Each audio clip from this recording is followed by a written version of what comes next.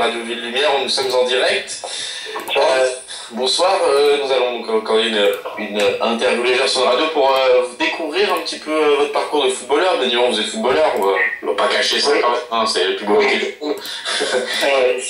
Et tout d'abord, j'aurai avec moi ce soir Xavier Coulon et Céline Jérôme qui vont m'accompagner pour poser tout plein de questions. Et on va d'abord vous poser une simple question, c'est de vous présenter pour nos auditeurs qui ne vous connaisseraient pas. Donc, bonjour, je m'appelle Jérémy, je joue pour le Ajaccio et je viens de signer mon premier contrat professionnel cette année. Donc voilà. D'accord, et vous avez par le passé, vous êtes passé par d'autres clubs ou toujours été à la CA? Je suis arrivé à la CA il y a 4 ans, avant j'ai voulu dans un club à côté aux alentours d'Ajaccio. Donc voilà. Donc un pur Corse? Oui, tout à fait, c'est ça. Avec comme club de cœur les CA ou le Gazélec, parce que maintenant vous évoluez dans le même championnat? De la CA, oui. De la CA, c'est marrant, vous avez pu jouer, vous avez pu vivre le derby, c'est vrai que c'est bien, hein, on en reparlera de ça.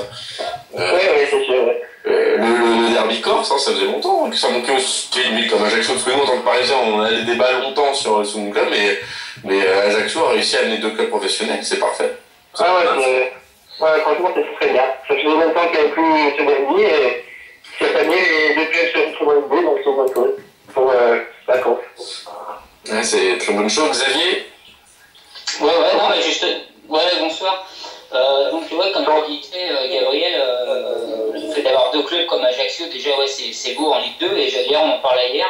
Et c'est encore mieux, c'est que quand tu regardes la Corse, il y a même Bastia qui est en Ligue 1. Comme tu dis, Gabriel, toi, on a du mal à avoir deux clubs en Ligue 1 à Paris, et puis par 3 clubs qui sont quand même dans le haut en haut du football et Ligue 2 et Ligue 1 en Corse, 3 clubs, c'est quand même beau. En plus, ouais, dans une même ville, avoir les 2 clubs, ça doit être beau. Et moi, je voulais savoir ce que vous pensez, vous, justement, souvent on parle de l'ambiance qui est un peu dans les stades corses. Vous, chez vous, c'est pareil, il y a une grosse ferveur, le public est proche du terrain et ça donne une pression pour les visiteurs ou même pour ceux qui jouent pour les couleurs du club. Oui, tout à fait. C'est sûr qu'il y a énormément d'ambiance, que ce soit à Ajaccio ou GCA ou même à Bastia. Il y a énormément de chaleur qui nous pousse à être meilleurs sur le terrain et à donner le maximum de ce qui nous encourage le week-end. Et justement, cette pression, ça transforme souvent, ça peut faire un petit peu peur quand on est un jeune joueur. Non, peur, non, pas du tout. C'est toujours des motivations pour nous, pour les jeunes issus de l'Ajaccio. Jouer pour son club de cœur, c'est quand même magnifique. Vous aviez... Ah ouais. D'accord. Ouais. Bah oui, enfin... Nous on peut pas dire, hein, léger. Ouais. C'est sûr, c'est ce que je dis souvent, c'est quand même le rêve de tout jeune qui va au stade, qui voit son équipe jouer. Il se dit si je pouvais un jour jouer déjà pour mon club de cœur, mais surtout pour pouvoir jouer en Ligue 1 ou en Ligue 2, ouais, c'est super. Et justement, par rapport au championnat de Ligue 2, vous en pensez quoi? Parce qu'on dit souvent que c'est un championnat relevé et difficile, et on voit qu'il y a des belles équipes, et cette année, vous le trouvez comment, vous, le championnat? Nous avons commencé le championnat assez timidement. Voilà, le championnat Ligue 2, il faut le dire, est assez basé sur la défense et sur le contre-attaque.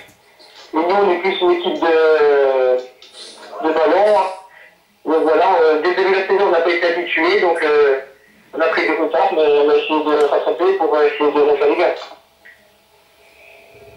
D'accord. Et quelle équipe vous a impressionné le plus, vous, pour le moment, de ceux que vous avez joués?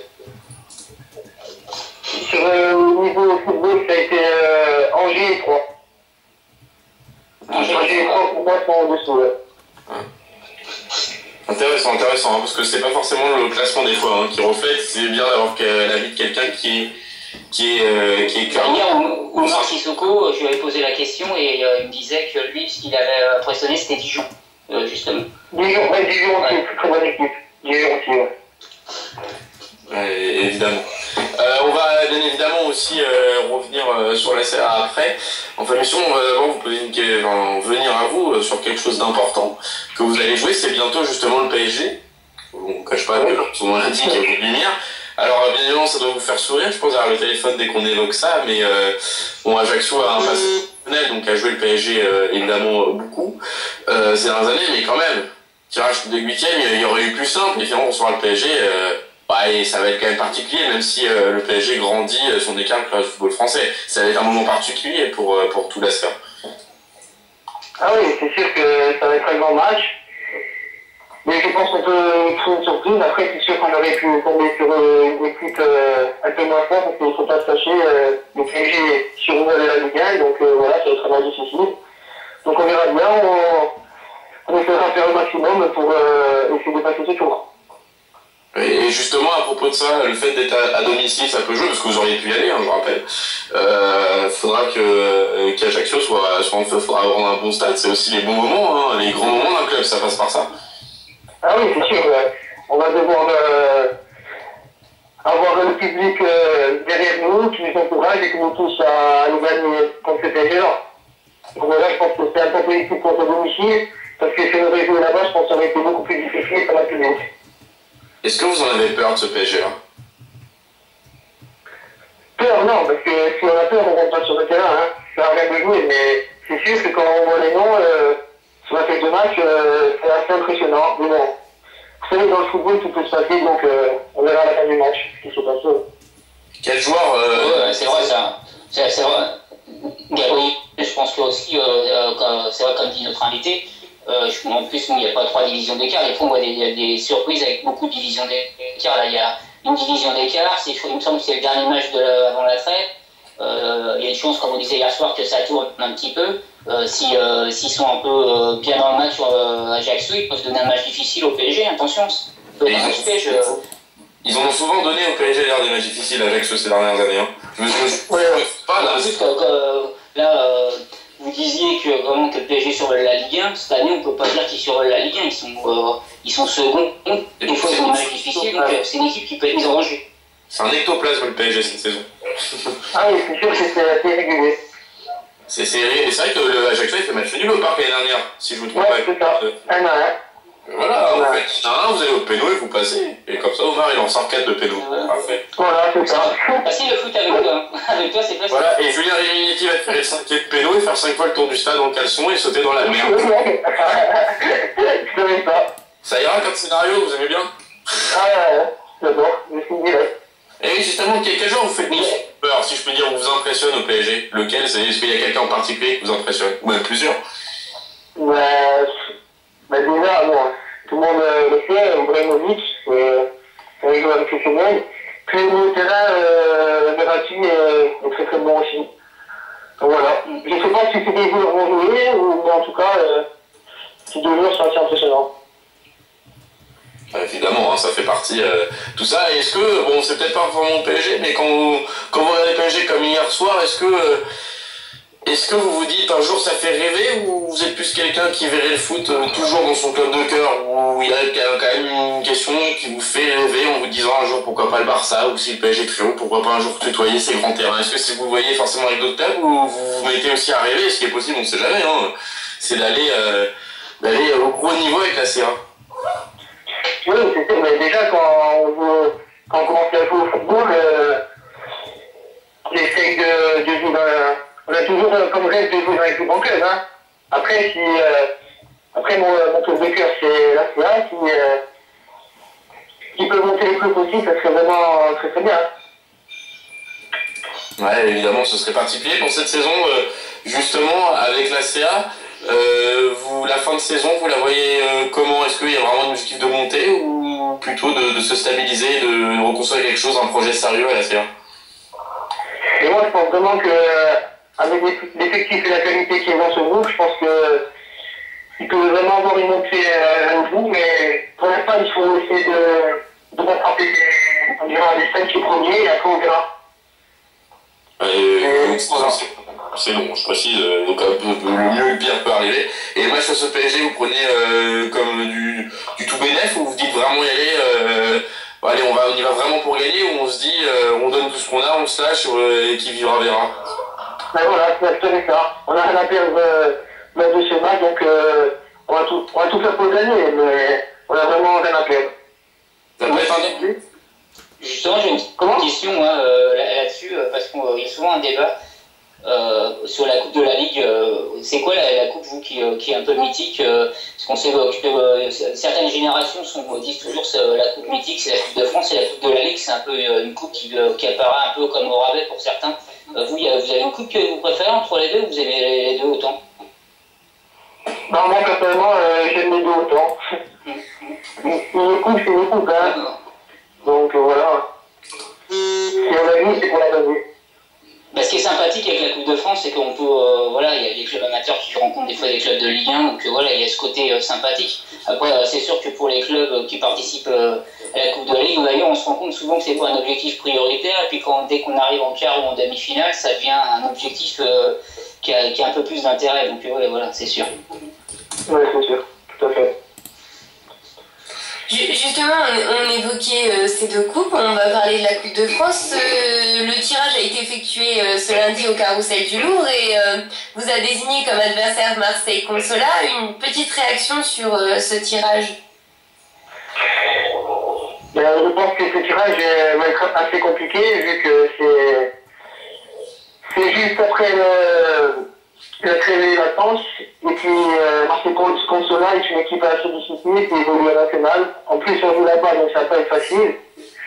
Donc on va bien se préparer et on va aller gagner, on va essayer d'aller gagner là-bas. Et justement, quand on est à un niveau professionnel en Ligue 2, est-ce que vous avez toujours un regard sur le national ou c'est un petit peu quelque chose de curieux pour vous? Oui, on fait attention à tout. Lorsqu'on est à nouveau, quand on est professionnel, on fait attention à tout et on va tout le championnat, donc voilà. Et qu'est-ce que vous inspire le national? On a beaucoup parlé ces derniers temps peut-être de faire une Ligue 3 professionnelle. Qu'est-ce que vous en pensez? Je pense que c'est vraiment une bonne chose. C'est vraiment une bonne chose pour le football français. Céline, justement, parce que moi, là, ce que tu dis, j'en ai même pas entendu parler, c'est quoi que tu appelles faire une Ligue 3 professionnelle? C'est-à-dire commencer à faire passer les clubs de national professionnels, sachant que les clubs qui descendent de Ligue 2 gardent le statut professionnel en national. Il y a ma chaîne sport qui diffuse des matchs de national, donc un petit peu professionnaliser progressivement ce national. Ça peut être difficile parce que financièrement, il faut déjà on voit des fois ses limites pour des clubs de Ligue 1 et Ligue 2 Pro de professionnaliser tout le monde. Moi, ça me paraît un peu. C'est un bon projet, mais ça va peut-être être difficile pour tous les clubs. Entre ce qu'ils disent, ce qui se fait. Il y a des saisons où c'est plus apte que d'autres, c'est vrai.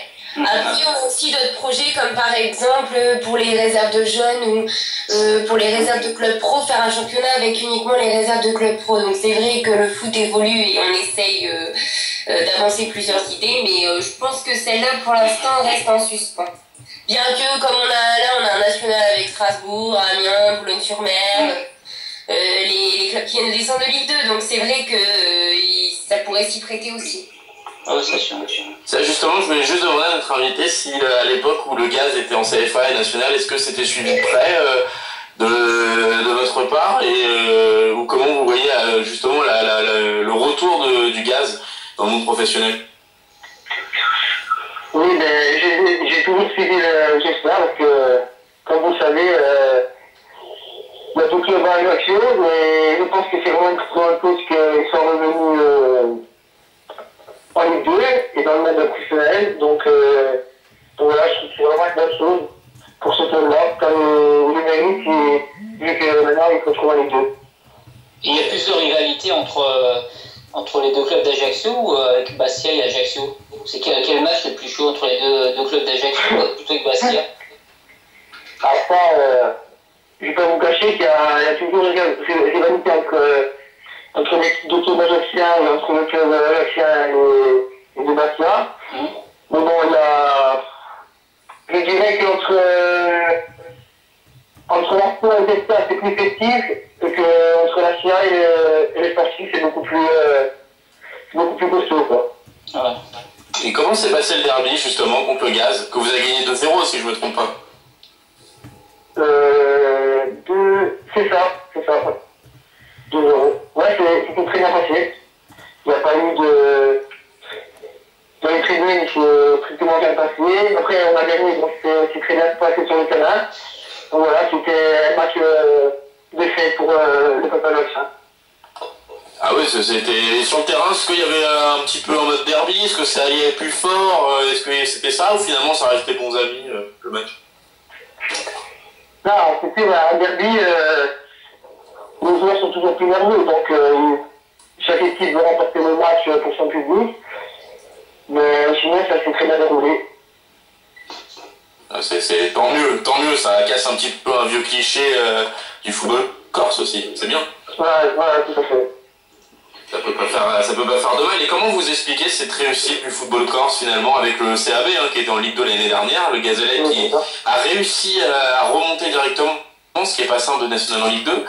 Bastia, même si en ce moment c'est difficile, enfin il y a une vraie réussite de Lille. Et comment vous l'expliquez vous? Pour moi, j'explique par les valeurs de chaque club de ville, que ce soit le Sporting ou la CIA ou même le GAN et même le CABA national. C'est les valeurs et l'identité des équipes de Corse qui fait que voilà, on se retrouve là. Et puis je pense qu'il y a des périodes aussi pardon, je pense que c'est par période aussi. Il y a des périodes où il y a des clubs qui disparaissent un peu, et puis des moments où toi, tu te retrouves avec 3-4 clubs, comme là, on voit les clubs bretons qui sont souvent là, et par moments tu peux en voir disparaître et te retrouver avec un seul club. Et c'est vrai qu'en ce moment, sur les années qui viennent de passer, là, les clubs corses sont en haut de l'affiche. Ouais. Des fois, malheureusement, il y a des moments où ça redescend un petit peu, comme partout. C'est proportionnellement quand même à la Bretagne par rapport au nombre d'habitants, etc. C'est quand même. Voilà quoi. C'est impressionnant, c'est étonnant. Ouais, c'est clair. Vous êtes 12e au classement, mais 17e attaque. Comment vous expliquez que vous pêchiez un peu dans ce domaine? Au niveau défensif. Attaque. Oui, attaque. Oui, vous êtes 17e attaque justement et 12e au classement. Je l'explique par peut-être un manque de réussite dans les derniers gestes. Mais là, je pense qu'on va très bien revenir. Et voilà, en plus, nous avons un attaquant qui est en très grande réussite et un très grand passeur qui est meilleur passeur de la Ligue 2, je crois, Yann Kavan. Donc voilà. C'est bon, donc ça va le faire face à Tchaikovsky et David Luiz tranquille. Ça va être bien quoi. Quand un petit but comme Neymar hier, il faudra se mettre quand même aux 30 mètres à l'entrée de la surface, la petite frappe enroulée, ça va. En plus, il y a de fortes chances qu'il y ait ni l'un ni l'autre peut-être. C'est ça, ouais. C'est ça, en gros, c'est à peu près ça. D'ailleurs, à propos, on parlait du PSG. Et est-ce que vous avez regardé hier Barça-PSG? Oui, tout à fait. Et alors, qu'est-ce que vous en avez pensé justement? Avant, ça doit faire bizarre de se dire qu'on va peut-être jouer d'ailleurs les gars en face qui jouent au Camp Nou. Hein. Ça doit faire bizarre. Ouais. Et qu'est-ce que vous avez pensé du match en lui-même? Pour moi, c'était deux grandes équipes qui se sont affrontées, mais le Barça est toujours au-dessus. Il y a toujours beaucoup de PSG, malgré certaines individualités au PSG qui ressortent. Le Barça est maître ouvert. Et justement, quel parcours vous voyez pour le Paris Saint-Germain en Ligue des Champions? Pour moi, ça va dépendre du tirage au sort, parce que s'ils prennent un gros, que ce soit le Bayern ou le Real Madrid, je pense que ce sera vraiment fini pour le PSG. Donc voilà, il va falloir qu'ils prennent une plus petite équipe, sinon ça va être très difficile. Ouais, c'est le cas de le dire, si c'est le Bayern ou Real, ça va se corser, ça c'est clair. Ah ouais. Moi le truc qui me dérange un peu plus pour hier, c'est que les derniers affrontements qu'il y a eu en général avec le Barça, même la fois où il y a eu l'élimination avec le 2-2, le 20 partout, c'était quand même assez serré entre les deux clubs. Et hier, sur le match d'hier, on a senti une plus grosse différence. On n'a pas l'impression que Paris a progressé. C'est ça qui inquiète un peu. Et puis on se dit, comme vous disiez, là, que si Paris tombe mal au tirage, il peut vite se retrouver éliminé en huitième de finale. Et ça serait un coup d'arrêt, une régression. Et justement, est-ce qu'on fait un peu la charrue avant les bœufs et qu'on surestime trop le PSG sur la scène internationale? Non, pour moi, le PSG est une grande équipe. Après, il va leur falloir du temps pour vraiment une très très grosse équipe pour jouer les champions, quoi. Ah oui, moi je suis entièrement d'accord. Quand on entend le PSG, l'objectif c'est la Ligue des Champions, comme on disait une période dans les 2-3 ans, gagner la Ligue des Champions, bon, ça peut tomber sur une bonne année, comme c'est arrivé une fois avec Porto en 2004, là, où Monaco aurait pu même gagner cette année-là, mais on voit que ça ne se gagne pas comme ça, et puis surtout il y a du lourd. Hein. Moi je vois cette année, pour aller au bout de la Ligue des Champions, il y a des sacrées équipes. Hein. Quand tu vois le Bayern, le Real, Barcelone, ça va la sortir, Chelsea c'est fort aussi, même s'ils tombent sur City, pas sûr de passer du tout. Non, cette année ça risque d'être compliqué, cette année. Ouais, tout à fait. Mais justement, est-ce que la faiblesse du championnat de Ligue 1 n'handicape pas un peu le PSG qui se contente un peu du strict minimum dans le championnat français? On a l'impression qu'en Ligue 1, ils étaient en vie, mais ils sont pas à 100%. Donc voilà, après, comme ils sont pas encore exactement au niveau des grandes équipes, donc en Ligue des Champions, ben, ça passe pas. Ça risque de Après, il va falloir se méfier aussi d'une chose, c'est que c'est en février les matchs, et peut-être que cette première partie de saison, ils n'ont pas été très très bons, et puis que la deuxième partie seront meilleurs. L'année dernière, on se rappelle qu'ils ont fait une bonne première partie de saison, et la deuxième était beaucoup moins bonne, notamment après l'élimination à Chelsea, ça avait mis un coup. Mais peut-être aussi qu'après la trêve, ça va peut-être aller mieux, parce que bon, ce qu'il y a, c'est qu'ils ont eu des joueurs aussi blessés, qui sont peut-être moins en forme. Peut-être que la deuxième partie de saison peut s'attendre à mieux, parce que là, on reste sur l'effet actuel des matchs d'hier. Peut-être qu'en février-mars, les équipes, ça sera pas les mêmes. D'ailleurs, Dortmund va pas très bien en championnat, ça se trouve en février-mars, ils seront moins bons qu'actuellement. Tu sais qu'il y a une différence entre le championnat et la Coupe d'Europe. Hein. Enfin, on peut vraiment estimer que les équipes ne jouent pas de la même manière. Par rapport à Dortmund, tu veux dire qui a un peu la ramasse et puis qui est en Ligue des Champions, il était très bon là, ouais. Je vois le coup arriver de lundi tomber sur Dortmund, oh ça va, machin, etc. Et puis Dortmund va faire du Dortmund en Coupe d'Europe. Je vais te faire remarquer une chose, c'est souvent, je sais pas si tu as déjà fait vous, tous les trois, vous avez déjà fait la remarque, quand on rencontre un club portugais, on doit, notamment Porto par exemple, on doit toujours passer et en général on passe jamais. Ouais, c'est ça. C'est ça. C'est le problème. Et là, justement, je voulais demander à notre invité, c'est s'il y avait un grand club européen qui le faisait rêver, c'était lequel? Mais pour moi, vraiment le club qui me fait rêver, c'est le FC Barcelone. Mais bon, je suis vraiment plus loin pour l'instant. Ah bah ça va, il y a pire. Il y a pire. Club, hein, mais non, c'est vrai. Toi, t'as la place, ouais. Bon, pourquoi pas. Mais il faut s'imaginer, ça va vite le foot. Hein. On a vu des joueurs prendre des initiatives qui allaient vite. Je rappelle qu'il n'y a pas si longtemps, vous avez Adrien Moutou qui était à Ajaccio. Et par exemple, il y a 10 ans, Adrien Moutou jouait à Chelsea. Hein. Ouais, il a fait la Fiorentina, mais il a fait le grand club. Ouais, oui, et justement, tu as parlé un petit peu d'Adrien Moutou. Est-ce que vous l'avez vraiment côtoyé de près? Et si oui, est-ce qu'il y avait vraiment quelque chose de particulier chez lui, excepté les affaires un peu plus compliquées qu'il a eues? Mais moi, je suis arrivé en milieu de saison l'année dernière, j'ai commencé à rentrer dans le groupe, donc à ce moment-là, il allait partir, donc j'ai pas trop conservé. Ah, vous l'avez fait fuir, quoi. Ouais, c'est ça. Mais apparemment, c'était un très très grand joueur. Ouais, bien.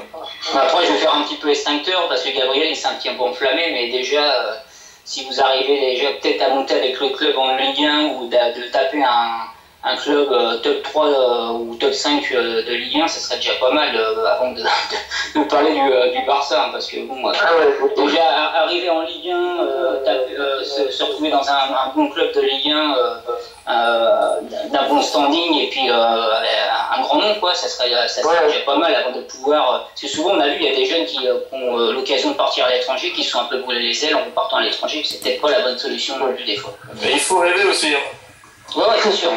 Ouais, il faut être ambitieux, mais il ne faut pas se brûler les ailes. Il faut, ah ouais, bah ça, voilà. Faut jamais savoir. Je pense qu'il y a des tremplins dans une carrière, il y a des tremplins. Il y a plein de joueurs qu'on a connus en Ligue 1 qui sont partis un peu tôt, puis on a vu que ça a un peu foutu leur carrière en l'air. Et d'ailleurs, c'est pour ça que pour Adrien Rabiot, je pense que la bonne solution qu'il soit revenu à la raison de rester dans le club, parce que partir direct à la Roma, il était même pas sûr de pouvoir jouer et titulaire. Des fois, il y a des joueurs qui ont foutu leur carrière en l'air pour des choix des choix de carrière, ou même sans foutre leur carrière en l'air, on se dit qu'ils auraient pu faire un petit peu mieux s'ils avaient mieux géré certaines choses. Après, des fois, ça dépend comment on est entouré. Puis bon, nous les premiers, peut-être qu'on aurait joué en un petit club de Ligue 1, puis on peut se jouer en Première Ligue ou en Liga ou dans le calcio, ça donne envie, c'est sûr. Donc après, il y a l'envie aussi du joueur qui fait quelque chose. Ouais, c'est évidemment important. Et j'avais demandé justement à notre invité, on parlait de l'entourage. Et justement, est-ce que c'est quelque chose dont on vous a beaucoup parlé, qu'il fallait faire attention aussi énormément? Bah justement, je m'étais effectivement, on parlait d'enflammade, mais tant que c'est vous les journalistes à la limite, mais quand c'est vous les joueurs, est-ce qu'on vous parle de tout ça, de cet environnement footballistique particulier? Ah oui, on vous prépare. On vous prépare avant. Donc voilà, moi personnellement je suis très bien entouré, donc voilà, c'est pas très bien. Ouais, moi je pense que c'est hyper important, c'est même primordial, c'est d'être bien entouré. Et puis il y a une chose aussi maintenant qu'il faut savoir, c'est aussi gérer les médias, savoir aussi des fois, comme tu disais Gabriel, ne pas s'enflammer parce qu'avec la presse, des fois ça s'enflamme comme ça descend assez vite. Donc il faut savoir aussi rester les pieds sur terre, et le fait d'être bien entouré, dans les médias, de s'exprimer, de savoir faire attention à ce qu'on dit, je pense que c'est très important. Parce que moi je pense que, moi je suis de 76, il y a une quinzaine, une vingtaine d'années, il y avait moins d'émissions de foot, d'émissions sur les médias. Maintenant, on a dans les médias télé et radio, il n'y a que ça, des émissions de foot. Donc, ça fait parler beaucoup plus qu'avant. Et on attend des fois le petit mot pour faire un peu le buzz ou la petite polémique. Et ça, faut vachement bien le gérer, ça, c'est sûr. Imagine bien qu'hier, les chaînes de télé en continu, elles parlaient que de PSG Barça à la fin, pendant une heure. Voilà. Pour un match de poule, pour un match de poule, il pouvait finir premier ou deuxième. Alors imagine si tu te fais éliminer au premier tour, alors là, tu fais la nuit complète. Ah non, mais bientôt sur Chasse et Pêche, on va parler. Après, on va pas se plaindre parce que nous, les premiers, on le fait parce que voilà, c'est de la passion, il y en a, c'est leur métier. Le foot, ça fait de plus en plus parler. Bon, après, des fois, voilà, c'est ça le souci, c'est que ça peut un peu dériver sur on cherche un peu le buzz, le scoop, la polémique. Mais quand c'est parler de foot, que c'est intéressant, voilà, moi je vais pas m'en plaindre. En plus, c'est bien d'avoir des émissions un peu variées, différentes de foot, pas écouter qu'un média. Mais après, voilà, faut faire attention qu'il n'y ait pas une overdose. Ouais, je ne veux pas trop non plus. Ah bon, sur ces belles paroles, on va quand même remercier énormément notre invité, Gérard Minetti, de nous avoir accordé un petit peu de temps dans notre émission. Merci à vous, bientôt. Et on espère vous revoir bientôt. Et n'oubliez pas que si vous marquez face au PSG, on veut voir le tour en caleçon du terrain. On pensera. Je laisse le caleçon parce que le reste, vous faites. T'as des drôles de fantasmes quand même. Hein. Évidemment, pour eux. En tout cas, nous vous souhaitons une bonne saison et bonne chance en Coupe de France et Coupe de la Ligue. Ouais. C'est pas simple, hein, Marseille qu'on soit là non plus. Non. C'est ça. Ce sera pas simple. Hein. Ah, c'est clair. Voilà. Et on